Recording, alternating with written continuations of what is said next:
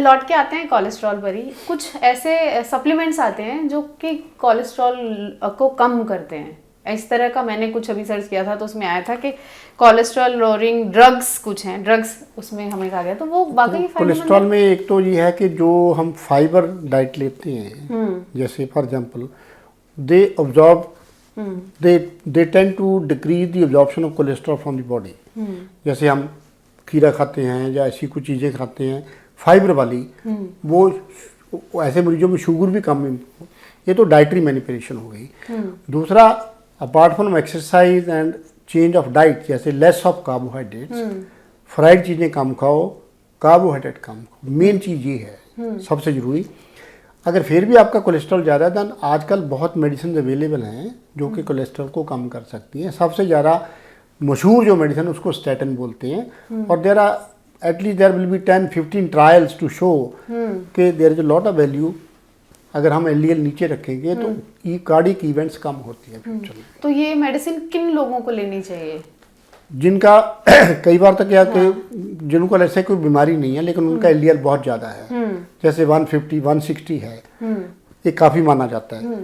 दूसरा, उनकी फैमिली में हिस्ट्री है ऑलरेडी के उनके फादर को हुई थी या उसके ब्रदर को हुई थी, उनके लिए ज़रूरी है।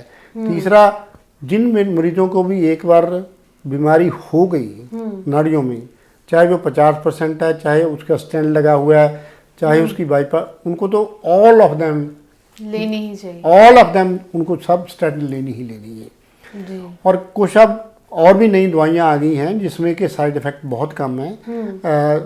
ऐसी भी मेडिसिन आ गई हैं जैसे साल में 2 इंजेक्शन लगाना पड़ता है सिर्फ। इनक्लीसिरान मेडिसिन है, तो उसके साइड इफ़ेक्ट भी बहुत कम है, हालांकि एक्सपेंसिव ज़्यादा हैं। सो अब हमारे पास बहुत ऑप्शन है इन दवाइयों के। ठीक। एक हार्ट हेल्थ सप्लीमेंट्स भी बहुत मिलते हैं बाजार में, ये सारे के सारे कारगर हैं? सारे बेकार हैं, वो कुछ नहीं, वो मैं किसी एडवाइज नहीं करता कि कोई भी सो कॉल्ड हार्ट का सप्लीमेंट लिया जाए, नंबर 1।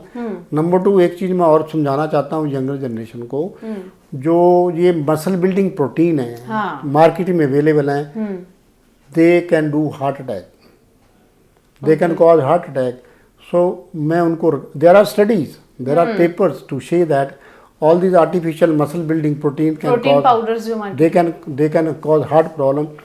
तो मैं उनको एडवाइस करता हूँ कि कोई ऐसी चीज़ ना खाएं, नेचुरल खाना खाएं, नेचुरल फूड खाएं, अच्छा प्रोटीन की मात्रा यूज़ करें, पर ये artificial muscle strengthening medicine supplements पर ना जाए। तो ये किस तरह से आपके हार्ट को इफेक्ट करते हैं जो supplement? There are chemical reaction, you know, artificial thing which change the body का जो इंटीरियर मिली हुआ है उसको नेगेटिवली इफेक्ट करती हैं। कई कंटेंट में शुगर बढ़ता है। So by and large these products